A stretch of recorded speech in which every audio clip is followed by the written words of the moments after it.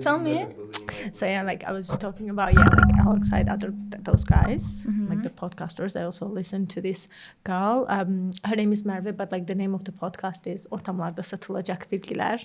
Ah, That's really? the coolest one. Sounds So, yeah. interesting. What Yeah, they it are is. talking about, Jen? Oh, well, she studied philosophy at the university. So like Philosophy. philosophy, yes. I've always wanted that I've back. never listened to philosophy in Turkish. I need to try. Well, sometimes there are things that I listen to it in Turkish, but the words, they're very I don't know, like they're not Turkish words, so they're more like, just like different origins. So I have to Probably. just stop and just Google what they mean. Oh, really? And it's really interesting. Specific words like slang kind of stuff? Well, it's more like jargons, like so only philosophers or somebody who studied philosophy, they would understand. Yeah, those actually, type of that's my things. field of interest. Oh, really? Yeah, I have know. I have the last. I'm a big fan of tattoos. Oh, Yeah, okay. you can tell me. you You can like tell tattoos? about me. Yeah, when you look Okay. at me. But the last one is the philosophical term, eternalism. It Which says one? eternalism on my back. This is about like it's a philosophy of time, which Okay. also has its like support in physics too. Okay. It says like past, future, and present exist at the same time Okay. somewhere in quantum fields, something like this. Yes, Okay. and That's it's interesting. Yeah, exactly. I yeah. need some- Eternalism and. Sorry, I don't want to turn it to a scientific topic. Let's go back to our happiness. okay. Like, we are just girls. We care about happiness, right? Yeah. I'm kidding. At of course. the end of the day, we are just a girl. Yeah, why not? We can be at the same time smart girls and silly girls, like based on circumstances. Yeah. So happiness, Firuza. Oh, God. That's my wound. That's a wound. Why? Yeah, a little bit. Okay. How I came to conclusion that we need to talk about happiness today. Okay. There is something that I think about a lot, but when someone asks me what is happiness, how to get to that point of being happy, I just stuck. You're stuck. So yeah, some people say that people used to talk about not have the habit to talk about things that they try to convince themselves when they talk about something a lot. Yes, I can confess I am that person. That's nothing embarrassing about it. I believe. So what is happiness? Like I would define the happiness and divide it too into maybe external and internal like aspects of happiness. Okay. So what can be like external? Family, friends, parents, children, like that. This kind of stuff. Maybe career too, right? Okay. What do you think about like how big the place of career in the project of happiness? Let's say. Okay. Well, to me, I totally get that you're just dividing into two groups, like internal and external. But to me, it is totally internal. So and I'm going to tell you why. Okay. So it's like when I say that there are things that make me happy, like my health, first of all, and it's like that is the most important thing. That whenever I feel down, I'm like, okay, well, at least I'm healthy. Oh, I can walk. Like even thinking about that, it just makes me so happy and grateful. So I think that is one of the things that whenever I feel gratitude, I feel happy. And other things like when it comes to external factors like family, let's say why family makes me happy, it's because it triggers something inside of me, like the feeling Deep of connection, belonging. belonging, Exactly. Because I feel like, okay, well, I have a support system. I have family who loves me because they feel my need for love. So it's like, again, it's internal because I need them to feel that thing inside of me. Okay, but if they don't take any action to fill, let's say, this void inside, which we need to fill with love and emotional connection, they just don't do anything. Like there is no giving back of what you get. What we can do in this case, is it still everything about internal? Well, I think yes. Like let's think about it like this. For example, when you think that I'm not happy here, let's say in Baku, as a location. as a location, let's say, even if I go to London, move to London or New York. You have the experience. I have the experience. Yeah. I still won't be happy because I'm taking myself with me. If let's say that if my family does not give me love or feed that need like for being loved or like the belonging, wherever I go, I will still take it with me. I cannot just like this is a different type of love that I can find someone. There are friends, lots of different types of love. I can find friends, but they're not gonna give me that type of love. So it's always gonna be like some kind of empty. So I think it's all about your coping mechanism, how you're gonna cope with that. Whether you should either like put all your attention on that one, what is lacking, or you should just change your focus to what you already have and learn how to be satisfied with that one. Yeah, so it's all about that. I see what you are talking about in my own life and in life of other people, which I have some curiosity to analyze. Not everyone, of course, the people whom I really love deeply. So, and I see these patterns a lot, Some people just put aside this pain and focus on everything positive, but others like me, I will never give up until I solve this problem. Because like something that disturbs me inside, I will solve it totally. I will give all my focus on this something that is lacking, and after that I'll build some. I see it as a foundation, to be honest. Okay. But how does it make you feel? I don't know, it's difficult, but there's something else about, like, it's a subjective point of how I see happiness is overcoming challenges, even internal, external too. But I'm mostly like inwardly oriented person. For me, it's first of all, I need to overcome internal challenges, and then they give me strengths to deal with external stuff. Okay, too. I see. But I can't call myself like social person. I have difficulties like. So you're introvert. Totally introverts, and but we have to speak up. We have to, I don't know, show ourselves to the world. After all, it's just a, let's say, I hate this, but it's a kind of game, right? And like humans are like social animals. Come on, like we Thanks have to Aristotle, it's not really. I believe in that we are social. I started to embrace this idea maybe started just 2 years ago. Till that, I thought, no, I don't care about what's happening around me. How I feel is the most important. No, it's not gonna work that way. No. And I started. Yeva told me a lot this kind of stuff because she's such a good communicator. I'm learning a lot. I'm learning a lot. So how old is she? 6. She's already 6. Yeah, not yet. In July. Oh, okay. 6. So what about, let's say, we talk about internal aspects of happiness. Okay. Can we divide the internal aspects of happiness into subgroups? Let's say what it can be like. Can you I don't know, maybe it's the same thing, emotional well-being and psychological well-being. But sometimes if we read and study it a lot, we see that the emotional well-being is mostly connected to our biology. So basically what we eat, how we sleep, can be source of our hormones, chemistry, basically chemistry of the body. So the main part of emotional happiness can be, and it is probably the physical health. Right? Yeah. What we eat, like healthy diet, good sleep, exercises, which also we know that all of them improve dopamine, very favorite, thanks to Huberman, very favorite word nowadays. So what about this? If I know that the main part of internal happiness is health, if I lack this, what should I do?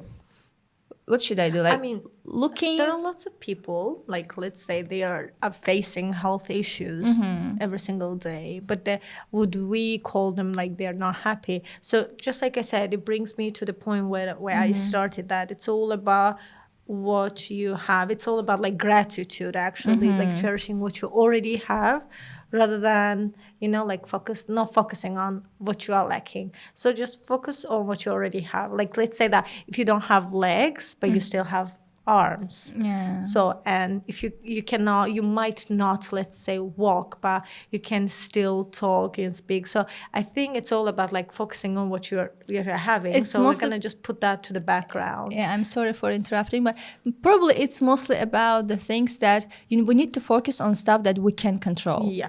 The, even about health too. For example, the limbs stuff, we can't control it. It just happened, right? Kind of external factors. But we can decide about what we eat for breakfast, right? And when we go to bed. This is the part of happiness. I believe that taking control of the parts of your life that you are able to take control, it's also part of happiness. But most people underestimate this control. They say, anyways, if you can control external factors, who cares about internal? And most people think like that. But I think, it brings me to the point that you started that. What about the family if they don't love you? That is not something that you can control. You cannot control someone else's emotions. You cannot forcefully make them love you. Yeah, exactly. So I think it's that what you, like if you learn how to manage the things that you can control and feel that, okay. And so lower your expectations for the rest, right? Yeah, kind of. I mean, should we lower our expectations? I cannot for do that. That is one of the, I cannot Then there do is the opposite like approach. Let's say you need to increase your capability, but in this case, there is nothing more that you can do in terms of giving love, right? Yeah. Giving love, there's some limit to it. There must be some limit. Let's say, for example, I have these. Like I have types of like expectations, how I want to be loved, and if I don't get loved that way, that love doesn't make me happy because it does not satisfy me. Like let's say career, I can work in a job that doesn't pay me well or something, but it satisfies other parts like in my heart. Let's say that it makes me feel important. Feels like self-realization, right? Exactly. Like it makes me feel like, oh, okay, I'm doing something important. I am a part of something big. Yeah. So it depends on like what you need. So if you need something materialistic and you get that amount of money from that job, it's perfect. Like it makes you happy. So like your relationship with your coworkers, it wouldn't matter to you at all. So like you might feel that, okay, like I'm happy at my job. It makes you happy. So you go to work with a big smile on your face every day. But let's say like I think it's all about like your needs. But like what like, you have to ask yourself what you need. Yeah. What you want maybe? Well, what you want and what you The main point here maybe is that sometimes what we want and what we need are completely different things. But sometimes sometimes like you get what you want and then I don't want it. I need it, but I don't want it. No. And you just keep asking yourself like, is that what I needed? No, like I think sometimes like I've had these type keep of ask yourself questions. For me, to keep asking yourself questions is the main part of happiness for me, because it improves like your self-awareness of yourself. What I feel right now. Okay, I feel frustrated. Why? Because of that. Why this happened? Because of that decision. Okay, why I took that decision, and it's endless conversation with myself, and it helps a lot, really. Self-analysis, introspection. You sit and think about, okay, what did I do during the last week? Its positive sides, its negative sides, and try to balance them. And you come to conclusion that you made right decisions or not so right decisions. No? You don't like this? Depends. I mean, I've not actually heard, I read about it somewhere, like it's called 5 Whys. So you keep asking, so I want this, I did this, like, or no, actually it was, how was it? For like, for everything, let's say that. I want this, why I want this, and then I want it for this reason, why, and it just like, it's basically like finding the root of that thing. It's Yeah, I think. And still, you may be mistaken because Wow. the root can be triggered by some emotional needs that weren't satisfied, kind of stuff. You believe that's the root, but actually that's not the root. I mean, emotions. That's where you focus your attention, but that's Emotions not the root. cannot be valid all the time. So I've learned it hard way not to rely on my emotions. Wow. The hard way. No way that I am. I'm still in the emotions. I'm still in the process. I'm trying not to let's say avoid them. I'm trying to face them, but at the same time not to be too dependent. Okay, you are here. I see you guys. You look great. But just set me free. I'm gonna take my decisions, make my decisions based on my mind, which is the only thing that differs us from animals. I don't wanna be something closer to animal. I'm just kidding. Of course we are animals, human species, but still there is something that differs us from them, right? Yeah. Why are you looking at my something wrong with my hair? You're so pretty. I just get distracted. You see, I'm so sensitive. No. So what I was talking about, You I were talking forget. about how we are distinguished from animals. Animals, yeah, exactly. Yeah. That's a very short and very clear definition of it, which is from the book. I promised myself not to talk about books today because maybe next time. So it says the only thing that differs us from animals is that we can imagine future. Okay. No other animal can imagine future. Only we can do that. And that's the source of most of the unhappiness too, I believe. So maybe being conscious, being aware of everything that happens. So, we mostly, if we don't talk about reflex, just thinking process, the main source of unhappiness is probably thinking a lot. But Imagining, predicting, getting disappointed. this is the fun part of being a human, you know? Yeah, that's the fun of it. Thinking about your future, you know, just like being a daydreamer from time to time. Not all the time, but from time to time. You know, just imagining, visualization and everything. I feel like it's like part of being a human. Yeah, I mean, otherwise, I don't know. I just feel like, I totally understand. I've read I don't know how many books about like being present. Being present. I know. Mindfulness, meditation, and that's like waking up at 5 a.m. taking I don't like him, to be honest, but app is fine, okay? Yeah. So the thing is that like I totally get that like being present is important, but at the same time, sometimes when you are stuck, like let's say that the present moment if it doesn't make you happy, so you like thinking about the future or like imagining it can be kind of your escape. For me at least it's like that I think about like the brighter days, but yeah, like I completely agree, but I'm asking this just because it bothers me, like on personal level. I'm trying to find answers. That's why I'm asking. I don't ask the questions when I already have answers. Okay. Actually, the being present, don't take it seriously. So sometimes I can be like accidentally rude, but I'm not a rude thing. You don't think? Thank you. That's self-criticism. I don't know what to do with it. It's too high. No, you're Sometimes, criticizing yourself too much. Too much, probably. Yeah. I forgot. I'll come back. We talked about thinking about future and everything. Thinking about future. Okay, come back to present. That's why being present, all this stuff about like being present, I don't know, doesn't attract me a lot, to be honest. I love imagining future. Okay. That's why but not only future, I believe that we shouldn't forget about past too.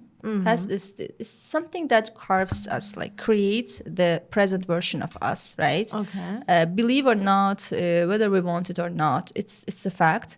And the future is something that I believe, I'm an eternalist, I believe that it's already existing somewhere. We just need to reach it. And it gives me hope. It gives me motivation. The version that I want to see myself in the future, I believe that already exists. I just need some patience and hard work, effort just to reach it. But you know, like to me, I've thought about it a lot actually. So whenever I feel like, okay, I have this goal, let's say, I'm gonna go there, right? Sometimes I'm like, oh, like I feel so desperate and so hopeless that sometimes, I'm not happy. But then after that, I just like slap myself on the face that, girl, okay, you have to focus. Okay, now you want to go there, you will eventually go there because if you have already set this for yourself as a goal, Yeah. so if you can already think about that, it means that it is a possibility for you to go there. But now you're here, and here is also good.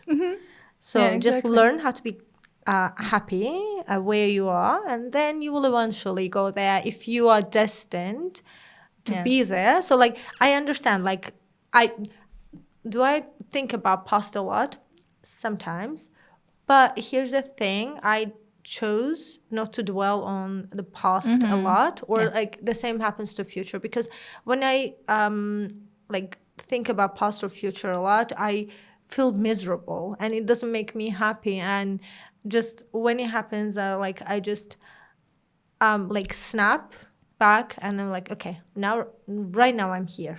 I cannot go back to past. I cannot change things there. I cannot relive those moments. I can just relive some memories, but I cannot go to future right now because the time machine hasn't invented yet. Maybe they have. Practically. Practically. Theoretically, it Yeah, exists. In yeah. formulas, it exists. We are Yeah. waiting for some brilliant mind to turn it to reality. Who knows? Make it But real. yeah, and then I cannot just I cannot go to future right now either. Like it's not possible. So okay, now you are here. Learn how to be here. So because I understand that like the actions that I'm taking today, it's gonna shape my future. Like the same about the past, because like what happened in the past, it was the result, the consequences of my actions that I did before Necessarily. Not so, necessarily. Well, kinda. Like Maybe. I made some decisions, and now like you have to bear the consequences, whether it's good or bad. Yeah. So Or let's they say, can be good lessons to learn something. yeah, from, like right? they can be good lessons, but sometimes they're just like they're just, you did something stupid and it doesn't change the fact that it was stupid. So yeah, like you gotta live with that at some point. So like some of them are lessons, some of them are just like jokes on you. So yeah, like you shouldn't have done this. But yeah, at the end of the day, It's very good that we can laugh about it, right? Well, It's. I guess it comes with age, because I couldn't laugh at some of my mistakes maybe 5 years ago. I wanted to cry mostly, but now well, I you can laugh. cried at like on those mistakes at that time. Oh, I have. But right now, I just think about that, and when I think about my past mistakes, I was like, oh my gosh, Firuza, I cannot deal with you. How did I even do that? Where was my mind? Like It's okay. Well. Okay, let's go back to topic of happiness. No, I Okay. want to connect it to this one, saying that the ability to forgive yourself oh yeah. is also very important. Like Oh, yeah. sometimes we insist on being desperate because we don't want to forgive ourselves, right? It happens to me too. Now, for me, it's very difficult. My self-criticism is too high for it, but I'm trying my best. But you know, I've done some work on that, like forgiving myself, because oh my god, I used to criticize myself a lot. Oh, like really? yeah, I used to like sabotaging myself a lot. So like let's say that I was doing something, I was like, it was like there was lots of negative self-talk when I was doing something wrong. I was like, are you stupid? Well, why did you do that? I shouldn't have done this. I shouldn't have said that, blah, blah. And then I was just listening to the psychologist. He was talking about like forgiving ourselves, about reducing like the self-talks, negative self-talks actually. And he was saying something like, imagine that there is this kid and the kid, the baby has just started to walk. Let's say like Eva. Eva did something, right? So what are you gonna tell her? Like, let's say she did something wrong? something. Yeah, like let's say that she's like, let's say it's a child. Like she started to walk. She just fell. Oh, okay. So what are you gonna tell Eva? Like, why didn't you look, or like, why are you doing? Would you talk to her the way that you talk to yourself? Would you? No. You wouldn't. And I would feel like, okay, whenever like I make a mistake, I tend to see myself as a kid, and I just saw that there was this practice. So I have this baby photo of me. Oh, I can't even show you that. And whenever I do something bad, like not bad actually necessarily, but like whenever I make a mistake, I just look at that photo and I was like, okay, I cannot talk bad, because every time when I say something bad or negative, I'm talking to her. Like the baby me. And you know, you cannot sometimes, like, you made the mistake because at that time you thought that was the best. That was the best you can do. That was the best, like, decision for that time. And it was the best decision at that time. It was the best you could do at that time. So it's just like, forgive yourself, like be kinder, because I cannot talk to, let's say, a child like that way. And why am I talking to like myself that way? Or like when my friends make mistakes, I just, like the same mistakes, I can be like, okay, well, it's fine, we're gonna solve it. It's fine, like you didn't mean it.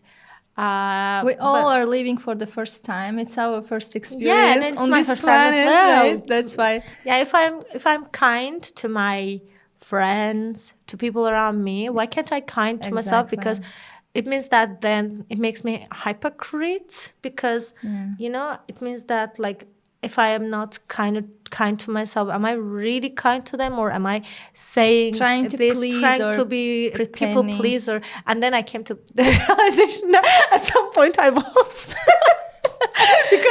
because you know, if I cannot forgive me for doing that thing, and if I forgive my friends or someone else for doing the same thing, so it means that I'm hypocrite. It all comes from childhood, I guess. Our like well-intentioned parents tried to fix all our mistakes immediately. That's why we cannot forgive ourselves, because we look at us from the point of view inner parent too. Not only inner child, but also there is some inner parent, which is the representation of mom or dad. And what would mom say to you? Like something like this. Like, you know what I have read? I heard that. Did I hear it or read it somewhere? I don't remember. So but I was saying that the way that your parents talk to you when you are a kid, it becomes your inner voice when you become an adult. Like sometimes I was thinking, like I used to keep actually asking my mom, that did you talk to me that way after that?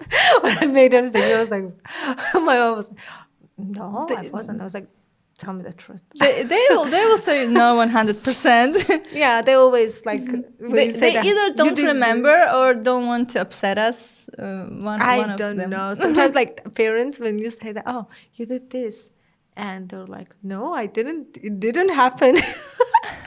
But yeah, I think, well, now we have an access to all these resources that we can learn a lot about us. The human psychology and everything. I believe they were living in a different eras. Not You're era, right. but like they didn't have that much access to everything that we have. So we are lucky to live in this period of time. And I feel like it's what a also time to be alive, right? Yeah. What a time. Who says that? Someone says that. I don't remember. Dawkins, probably biologist.